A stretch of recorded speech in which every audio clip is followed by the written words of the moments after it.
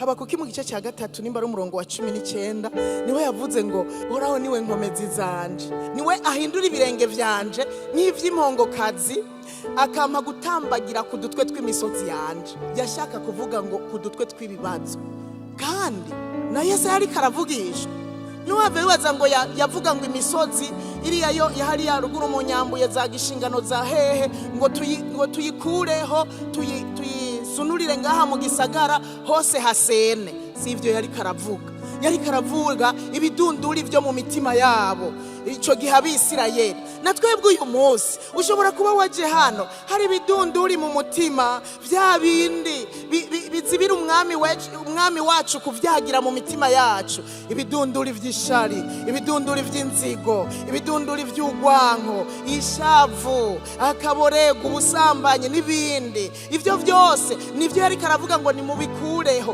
kugira ngo umwami wanyu mubona havyagira, umwami wacu tubona havyagira. Nta handi akeneye kuvyagira ni mu mitima yacu, imitima itunganye, imitima igororotse. Haleluya! Aravuga ngo nimwakuraho ivyo bintu vyose, nimwakuraho ivyo bidunduri, ivyo utwo dusozi twose mukatwaplanisa, mukaringaniza, ubwiza bw'Uhoraho buzoca buseruka, buzoca buhishurwa, ngo kandi nta muntu n'umwe atazobubona. Nagira ndakubwire ngo kimwe gusa wokuraho ivyo vyamuzibira, nagira ndakubwire ngo ubwiza bw'Imana wobubona. Hajya gukizwa ni kimwe, ariko kubona ubwiza bw'Imana ni kindi. Yesaya yari yaragendanye n'Imana ari umuvugishwa, ariko nyene afise utundi tuntu usomye muri iki gitabo nyene yanditse mu gice cya 6. Maze ndavuga nti ndabonye ibara ndapfuye kuko ndi umunyaminwa yanduye. Nashaka wumva aka kantu kari kamugoye.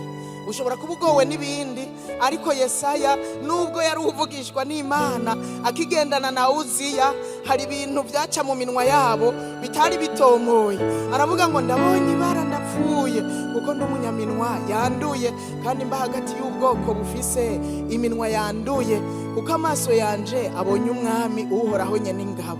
Akantu hari igihe katugora, umuntu akaba arakijijwe, kaba Yesu yaramuhaye ubuzima bwiwe, ariko ibica mu kanwa bikamugora. Amajambo y'isaku, amajambo yo kuvuga ibitagira ikimazi.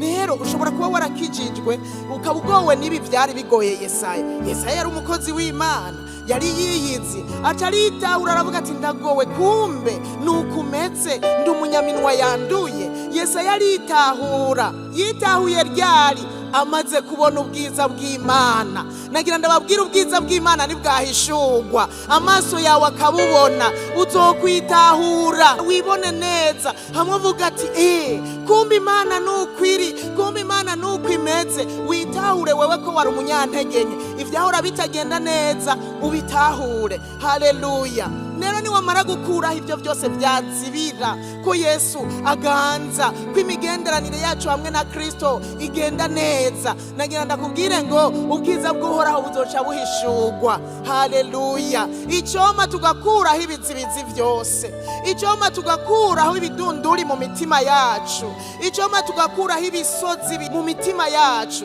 kugira uyu mwami abona havyagira. Haleluya!